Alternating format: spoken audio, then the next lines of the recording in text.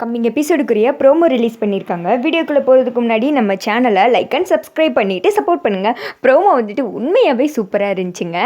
நானும் வந்துட்டு நல்லா என்ஜாய் பண்ணேன்.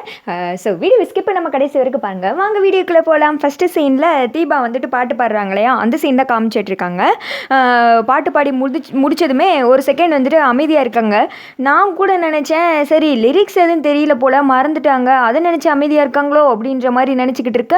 அந்த சைடு கோகிலாக்கு சிரிப்பு பயங்கரமாக பொத்துக்கிட்டு வருது. என்னடா இப்படி குழப்புறாங்களே அப்படின்னு சொல்லிட்டு யோசிச்சுட்டு இருந்தா அப்புறம் தான் தெரியுது யார் கிளாப் பண்ணாமல் அமைதியாக இருந்திருக்காங்க அப்படின்னு சொல்லிட்டு. இந்த இடத்துல நீங்களும் குழம்புனீங்களா, எதுக்காக வந்துட்டு அமைதியாக இருக்காங்கன்னு யோசித்தீங்களா அப்படின்னு சொல்லிட்டு மறக்காம கீழே கமெண்ட் பண்ணுங்கள். அப்போ வந்துட்டு தீபாவுக்கு ரொம்ப ஃபீலிங் ஆகிடுது. கார்த்தி சுற்றி முற்றி பார்க்குறாங்க, அவங்க வீட்டில் இருக்கவங்களும் திரும்பி பார்க்குறாங்க. ஆனால் அந்த நேரத்தில் அந்த காப்பகத்தில் கண் தெரியாத குழந்தை இருக்குல்ல, அந்த குழந்தை எழுந்திரிச்சு கிளாப் பண்ண சுற்றி இருக்கிற எல்லாருமே கிளாப் பண்ணுறாங்க. அப்போ தான் வந்துட்டு தீபாவுக்கு அப்பா அடி வயிற்றுல பாலை வாத்தப்பா அப்படின்ற மாதிரி ஒரு மைண்ட் செட்டில் பயங்கரமாக சிரிக்க ஆரம்பிச்சிடுறாங்க. அப்போ வந்துட்டு அவங்களுக்கு பழைய ஃப்ளாஷ்பேக்லாம் வந்துட்டு ஓடுது. ரூபஸ்ரீ எல்லாரும் முன்னாடி அந்த கைதட்டல் பேரு புகழ்லாம் வாங்கிட்டு இருப்பாங்க. அப்போது நம்ம தீபா பின்னாடி திரைக்கு பின்னாடி அப்படியே ஃபீல் பண்ணிட்டு உட்காந்துட்டு இருப்பாங்கல்ல, அதெல்லாம் வந்துட்டு இந்த கைதட்டல் மறைச்சிடுச்சு அவங்களுக்கு. அந்தளவுக்கு சந்தோஷமாயிடுறாங்க. அப்புறம் தீபா வந்துட்டு ஸ்டேஜை விட்டு கீழே இறங்கி வர்றாங்க.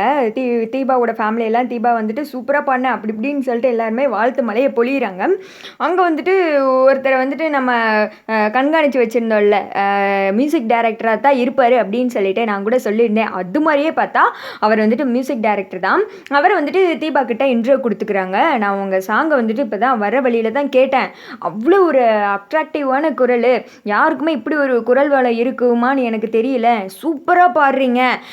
நான் வந்துட்டு இப்போ ஒரு பெரிய ஹீரோவோட படத்தில் வந்துட்டு கமிட் ஆகியிருக்கேன், நான் தான் அதோட டைரக்டர். நீங்கள் அந்த ஹீரோயினிக்கு எல்லா சாங்குமே நீங்கள் தான் எனக்கு பாடி கொடுக்குறீங்க அப்படின்னு சொல்ல தீபாவுக்கு பயங்கர சந்தோஷம் தாங்க முடியல. தீபா விட அவங்க ஃபேமிலியை பார்த்துக்கணுமே, அப்படியே அந்த இடத்துல வெடி வெடிச்சு கொண்டாடிடுவாங்க போல. தீபா வந்துட்டு ஒரு செகண்ட் கார்த்தியை பார்க்குறாங்க. கார்த்தி சிரிக்கவுமே ரொம்ப நன்றி அப்படின்ற மாதிரி தீபா வந்துட்டு கையெடுத்து கும்பிடுறாங்க.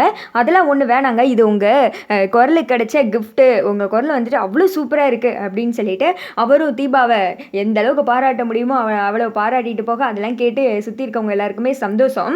எல்லாருமே வந்துட்டு தீபா கிட்ட ஆட்டோகிராஃப்லாம் வாங்குறாங்க. தீபா வந்துட்டு சைன் போட்டு கொடுக்குறத அவங்க அப்பா அம்மா எல்லாருமே பார்க்குறாங்க. முருகா, என் பிள்ளைய நீ நல்லபடியாக காப்பாற்றிட்டப்பா, எங்கள் வேண்டுதலெல்லாம் நீ வந்துட்டு ஏற்றுக்கிட்ட, கொஞ்ச நேரத்தில் ஏன் இவ்வளோ சோதனையை தர்ற அப்படின்னு சொல்லிட்டு உங்ககிட்ட நான் வந்துட்டு எவ்வளோலாம் திட்டுனேன் உங்களை, ஆனால் அதெல்லாம் மனசில் வச்சுக்காம என் பிள்ளைய ஒரு பாடகி ஆக்கிட்டேன், நான் சாகுறதுக்குள்ளே இதெல்லாம் பார்த்துட்டேன் அப்படின்னு சொல்லிட்டு ஜானகி அவங்ககிட்ட சொல்ல, எங்க இப்படிலாம் பேசாதீங்க, இங்கே வருங்க நம்ம பொண்ணு இன்னும் எவ்வளோ உசரத்துக்கு போக வேண்டியது இருக்குது, அதெல்லாம் நம்ம பார்க்கணுங்க அப்படின்னு சொல்லிட்டு இவங்க எல்லாருமே சந்தோஷத்தில் இருக்காங்க. அடுத்து வந்துட்டு கார்த்தி தீபா கிட்ட வர்றாங்க. வந்ததுமே சார் அப்படின்னு சொல்லிட்டு தீபா கையெடுத்து கும்பிட, ஐயோ அப்படின்னு சொல்லிட்டு கார்த்தி கையெல்லாம் அப்படி எடுத்து விடுறாங்க. இது உங்களுக்கு கிடைக்கிற அங்கீகாரம் தான், இது எதுக்கு நீங்கள் வந்துட்டு கையெல்லாம் எடுத்து கும்பிடுறீங்க அப்படின்னு சொல்ல, இல்லை சார் இருந்தாலும் நீங்கள் இவ்வளோ தூரம் முயற்சி பலனெல்லாம் நான் இந்த இடத்திற்கு வந்திருக்க முடியுமா அப்படின்னு சொல்லிட்டு தீபா ரொம்ப ஃபீல் பண்ணிட்டு இருக்காங்க. இதெல்லாம் பார்த்துட்டு இருந்த ரூபஸ்ரீக்கும் பாட்டிக்கும் பயங்கர எரிச்சல் ஆகிடுது. பாட்டி இன்னும் என்ன இங்கே நின்றுக்கிட்டு இருக்கா, அதான் எல்லாம் முடிஞ்சிடுச்சுல, நம்ம தலையில் நம்மளே மண்ணை வரி போட்டுக்கிட்டப்பா அப்படின்னு சொல்லிட்டு அந்த இடத்த விட்டு கோமா விறுவிறுன்னு கிளம்பிடுறாங்க. ராஜாவுக்கு பயங்கர சந்தோஷம். சிஸ்டர் சூப்பராக பண்ணீங்க, கலக்கிட்டீங்க போங்க, இனி நீங்கள் தான் ஃபேமஸ்ஸு இந்த பாட்டோட அப்படின்னு சொல்லிட்டு இவங்கெல்லாம் என்ஜாய் பண்ணிட்டு இருக்காங்க. கார்த்தி தீபா ஒருத்தங்க பார்த்து சிரிச்சுக்கிற அந்த இடத்துல அந்த காப்பக குழந்தைகளும் வந்துட்டு தீபாவை பாராட்டுறாங்க. அதோட பார்த்தீங்கன்னா இந்த ப்ரோமோ வந்துட்டு முடிஞ்சிடுது.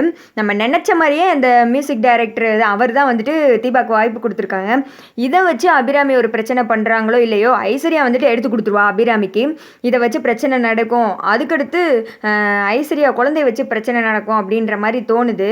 நீங்கள் என்ன நினைக்கிறீங்க, அடுத்து வர்ற எபிசோட்ஸ் எல்லாம் எந்த மாதிரி கண்டென்ட் வரும் அப்படின்னு சொல்லிட்டு கமெண்ட் பண்ணுங்கள். முக்கியமாக இந்த ப்ரோமோ பிடிச்சிருக்கா அப்படின்னு சொல்லிட்டு கமெண்ட் பண்ணிவிடுங்க.